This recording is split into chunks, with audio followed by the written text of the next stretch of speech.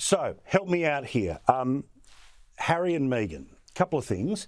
So Harry and Meghan win a humanitarian award from the same people on the same night who gave one to the president of Ukraine.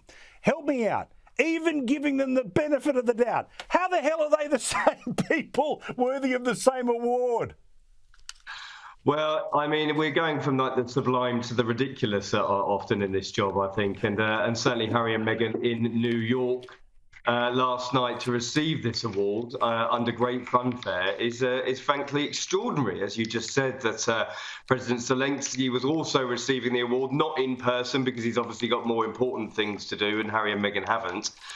It's frankly just a ludicrous situation. I mean, I was in Boston last week with the Prince and Princess of Wales, and supposed to be talking about Prince William's Earthshot Prize, this big environmental project that he's got going, and Harry and Meghan completely torpedoed it with this big new Netflix series. So anyway, regardless of the whys and wheres, we're all going to be glued to it and ready to see what sort of truth bombs they're launching this time. Now, are you going to be sitting there with the fact checker brain on, or the guy who knows a good story and goes, oh, that's a new one, haven't heard that one before? Give us an idea about how somebody who, frankly, knows it all about these people, how you're going to watch it.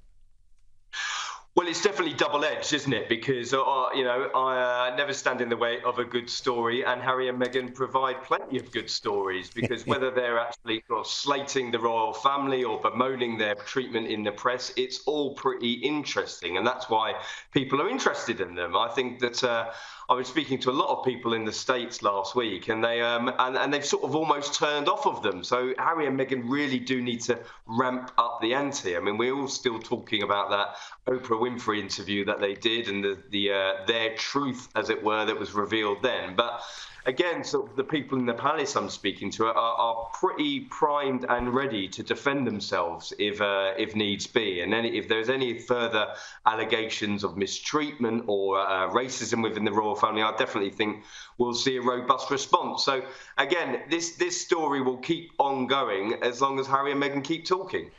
Well, but also, I mean, surely there is, I mean, clearly there's only a finite amount of time they were in the family, Meghan far less than Harry, which means there is a finite number of stories.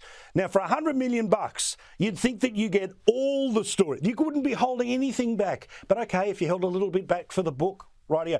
Surely by January, there is literally no more stories for them to tell. Well, if there are any more stories to tell, you can bet your bottom dollar that Harry and Meghan will eke them out, because they have to earn a lot of money. And this is what this is all about. It's all about money, regardless of whether they say that we only know the truth, this is our version of events. Well, we've already heard that, one would assume, in the Oprah Winfrey interview. Then we've got Harry's upcoming book. Now, this Netflix series, over 6 parts, and I assume that's sort of nearly 5-6 hours worth of material. How on earth, or what on earth are they going to say? I mean, we think we've heard it all before, but I suppose when there's a cheque involved with Harry and Meghan, that they're ready to spill the beans at a moment's notice. Yeah, maybe they're going to pad it all out with footage of them being handed by the press at the Harry Potter premiere. But just also, you mentioned it's about going to Boston, and when you're in Boston with William and Kate, we know, of course, King Charles, we all do that still, don't we? We all know that that King Charles is trying to forge a new identity for himself as the monarch and for the royal family. William needs to step up for obvious reasons. And I get the distraction factor that exists about Harry and Meghan. They'll always choose the selfish thing here. But how is the royal household responding? Because they're losing the front page game, frankly, at the moment.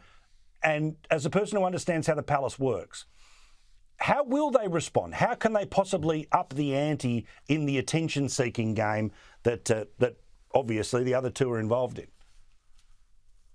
Well, I think we've seen the old adage, long held mantra of the Queen, never complain, never explain, has gone out the window. I mean, it already had done when she released a statement last year after that Oprah Winfrey interview. We all remember that immortal line of recollections may vary. And definitely the people I've spoken to at the palace, both at Buckingham Palace and Kensington Palace, not only will they be watching this all together in some sort of war room, there will be a robust response if they feel backed into a corner. Now, of course, the King, as you said, is trying to cement his own legacy rather rather quickly and rather early, because he realises that he won't have nowhere near as much time as his mother's reign, and they do feel attacked. I mean, Harry and Meghan have had it all their own way up to now. So I think if there are unjust allegations, if they do come in under the line of fire, saying that there were briefing stories against Harry and Meghan just to be awkward,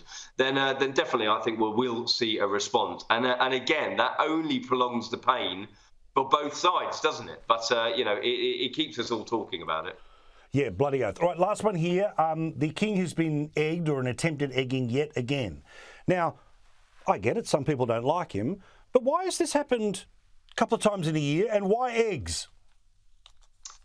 I'm not too sure why the grocery item of choice has been made, but I think it's quite worrying, because you would have never have seen this, in the Queen's era. We certainly haven't seen it with William and Kate. I mean, there were protests when I was in the Caribbean with William and Kate, and that's definitely something I think they've got to contend with when they're going to go out into these Commonwealth nations that might be up for choosing their own future. But, it is a bit worrying. But thankfully, just eggs and nothing else. Maybe what next? Flour, I suppose. Yeah, bloody oath. All right. Well, thankfully, that is the worst of the security detail, or at least the stuff that we can see. Russell, lovely to talk to you, mate. All the best, and enjoy the viewing. Cheers, mate.